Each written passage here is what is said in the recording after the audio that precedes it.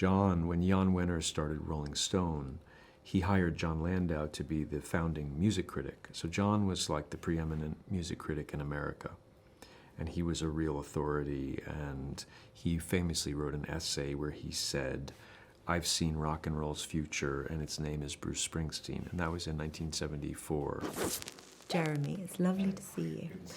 I've been reading lots of interviews with you talking about the part in this wonderful movie, Springsteen, Deliver Me From Nowhere, which is just, I mean, it's wonderful, wonderful, and so fascinating to watch. And you played Jon Landau, who is a sort of mentor. Is that correct to say?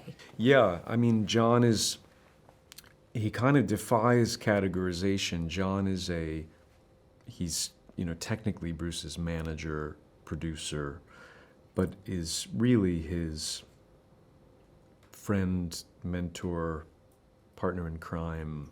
And at this point in Bruce's life and in history, 1982, was instrumental, in helping Bruce take a step towards therapy and confronting his depression.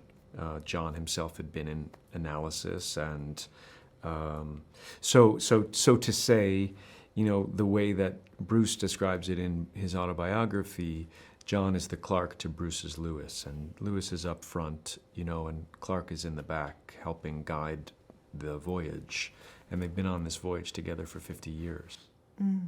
I was fascinated by that, watching it, because I was lucky enough to see the film yesterday at a screening, and we see it through the lens of modern day therapy and the fact that, everyone knows someone that's been in therapy. If you've not been in therapy yourself, it's a very accepted thing now. I would say in the early 80s that was not the case. So absolutely not. I think there still is a stigma, especially with men, that therapy or a kind of an acceptance of a struggle with mental health or a struggle with depression is an acknowledgement of some kind of weakness or vulnerability, and that vulnerability is something to be shunned. And so I think one of the things I love about this movie is a kind of clarion call to say, here's Bruce Springsteen, like one of the most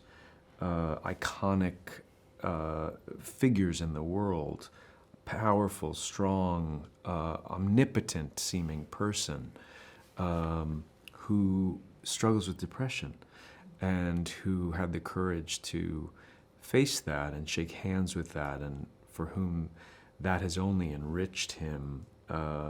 His music and this story of this film, which is about the making of Nebraska, is also really a story about repairing trauma through art. I didn't know much about Jon when we started this.